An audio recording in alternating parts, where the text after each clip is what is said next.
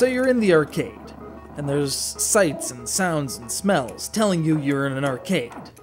But then you step up to the Nintendo PlayChoice-10, and all of a sudden, you're in your living room, paying a premium for time on NES games, but with all the sights and sounds and smells of an arcade. It's already a pretty dicey proposition. But let's take it one step more absurd.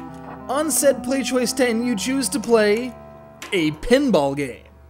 That's right, ever since you were a young boy, you paid by the minute to bash flippers and bounce that famous silver ball around a completely digital medium, while subverting the sights and sounds and smells of the arcade because you were at home. Only you're not, because you're still in the arcade.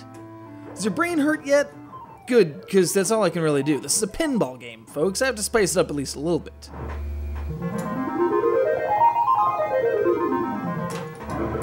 Pinbot is an NES, or in this case PC-10 adaptation of the 1986 Williams pinball table of the same name. This translation was handled by Rare. Mind you, this was pre-Captain Skyhawk, pre-Battletoads Rare, so outside of a few saving graces like Iron Sword and Marble Madness, they were just spinning their wheels releasing Hollywood Squares and Taboo: The Sixth Sense. But it's tough to describe this effort as anything shy of faithful. I now have a pretty good grasp of how to play Pinbot the real machine, should I ever happen to encounter one. There's a grid of lights in front of these drop targets here. Fill up the grid and the creepy thing starts talking at you,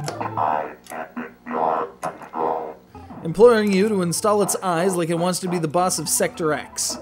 Yes, I can work a Star Fox reference into anything. There are multitudinous bonuses related to planets and solar events from shooting the... Look, I understand there's a whole pinball language, and some grognard out there is going to get upset because I said ramp instead of path or something ridiculous like that. Look, at least we're trying.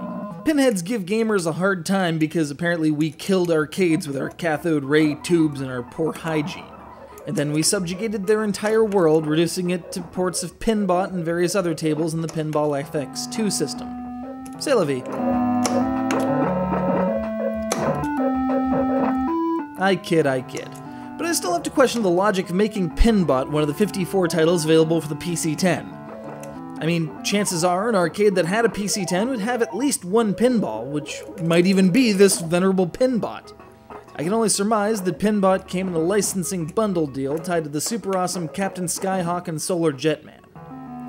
I've mentioned before that the whole structure of the PlayChoice was kind of weird when you get into certain longer games, but when the game's entire goal is to keep the ball alive and you've got to keep plunking quarters in to do so, it's enough to make Lyman Sheets Jr. revolve in his, desk chair.